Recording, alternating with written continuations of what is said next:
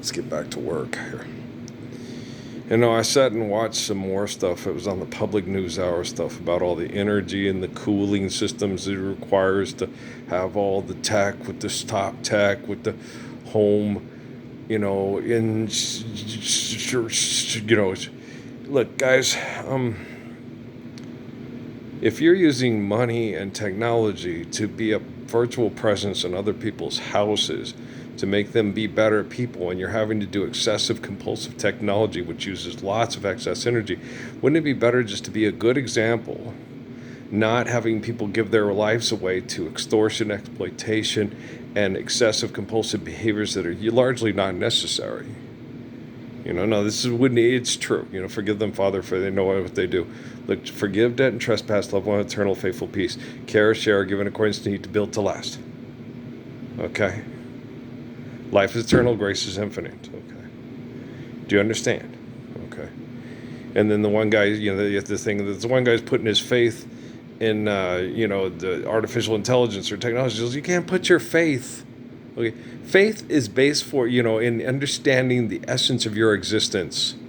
Okay, that's what the word faith is all about. You can't put faith in the fact that you've made technology that's going to be a virtual presence attempting to play the great leader, the all-knowing allspark, the freaking Wizard of fucking Oz. You can't put faith in people. Okay, that will not respect and regard life, and then they had the thing on that propaganda movie with the Loki guy, your freedom is enough. Freedom, okay, is being regarded and loved and living in faithful, loving peace, because you can share and care and give in accordance to need, build to life. You can sustain your existence through faithful, loving wisdom, through humility. That's freedom. Okay, the ability to be able to go through life without being tortured and abused by other human beings who act like they're a bear in a dumpster. I was watching some of America's Funniest Home Video, but I sit and watching some of these poor kids. They're like knocking each other over, beating each other up and stuff. I was never that reckless as a child. But the thing is with these kids is everything's through a virtual reality thing and through a virtual presence and people's camera and everybody's seeing it and reacting to it and stuff. And so they become very over the top. And they become very much, attracting attention to themselves and stuff. And I couldn't. They had a little bit of that Rihanna stuff on Entertainment Tonight. I just couldn't watch it. It's because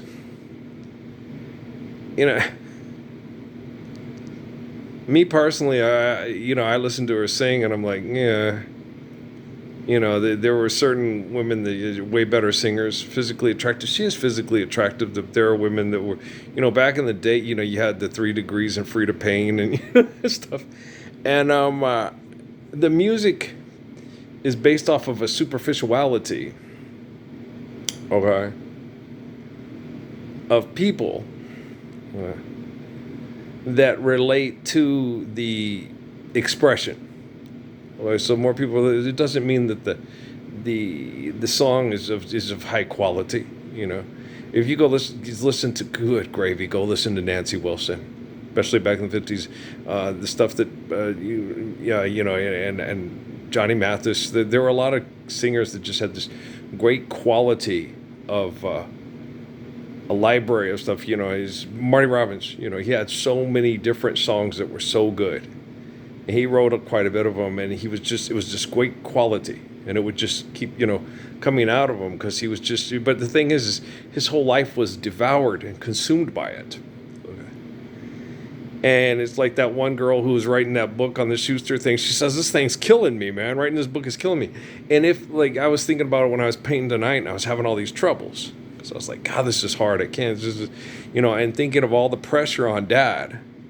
Winning the prize at the fair and having the congressman buy his painting and put it in his office in Washington, D.C. Okay. And then Mom wanting Dad to, be able to replicate more paintings like this that will elicit the same response. So you got to go in there every time, and it's got to be a different composition. You can't do the same cookie cutter over and over again like, Sideshow and Life as a Three-Ring Circus and stuff. After a while, it's because you guys do the same thing over and over again. No one wants to buy it. See, and you're gonna sell 2 paintings. for 20 grand, and then you're done, So it's very difficult you got to keep producing. There's a lot of pressure. So just forgive debt and trespass.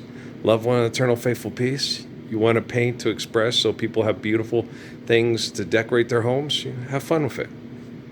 Roll with it. Roll with it, baby. You know what I'm saying?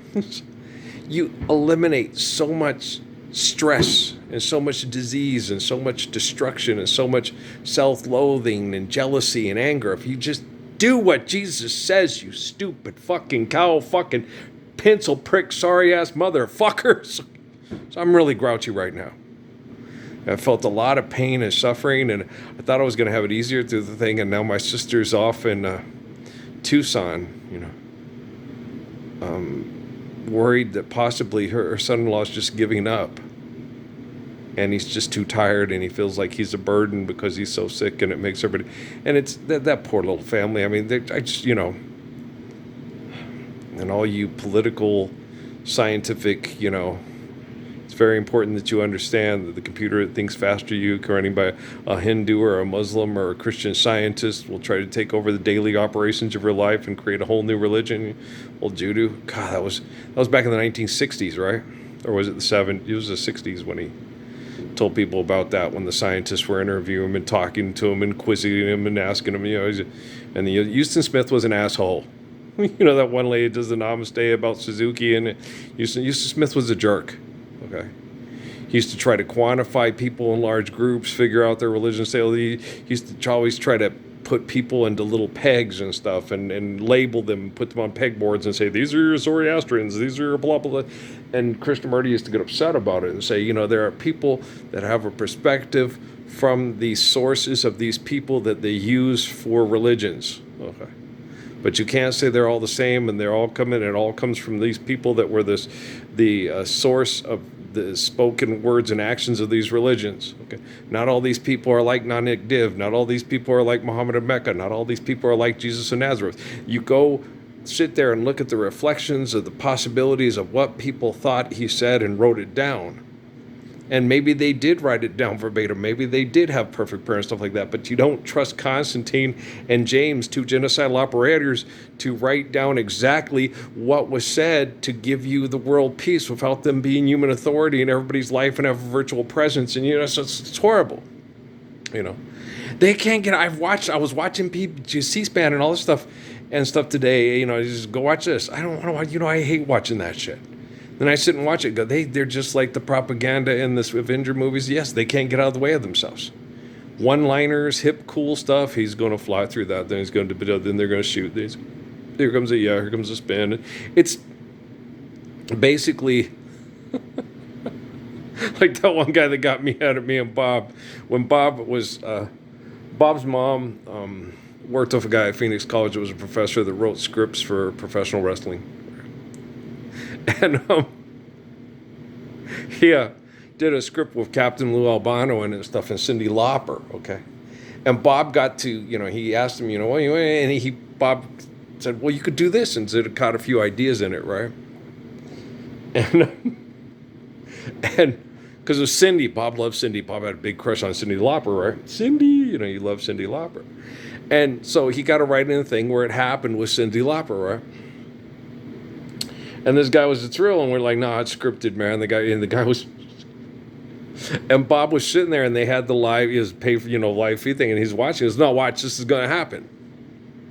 And he told him what was going to happen. He's like, well, I got to write that. That was me, right? The guy wrote the script, and he asked me about a thing that's a good idea. So he wrote it, and he put it in, but it was my idea, right? Like the stuff McCain put before Congress that me, Scott Howell, and Ty Sunderman came up with, right? But didn't get any credit at all, right? McCain was an asshole too. Yeah, no, Houston Smith was a jerk, okay? He was a jerk, and he's always going to be a jerk because he's never been as good of a person as someone like Judah Krishnamurti or Haile Selassie. They were such good people. There was reasons why. Okay, I got to quit saying it. I'm saying it wrong. My life fulfilled these books. My life is the source of the stories that inspire faith in people to believe in the Lord. Okay, my life didn't fulfill the books. My life is the source of the stories in the books. And Jesus told me that when I would go check the mail because I was praying to him for help. He said, Earl, you're the guy during the time. Okay? You're helping other people by doing what needs to be done. We'll help you as much as we can to help, people through time be enlightened, be faithful. Oh, the guy got hit in the nuts. Ooh, that's hard. Okay. Ouch. It was on the wall on the soccer thing. It was not cool. Yeah, ouch. Because those guys can kick hard. I'm going to go, guys. I love you.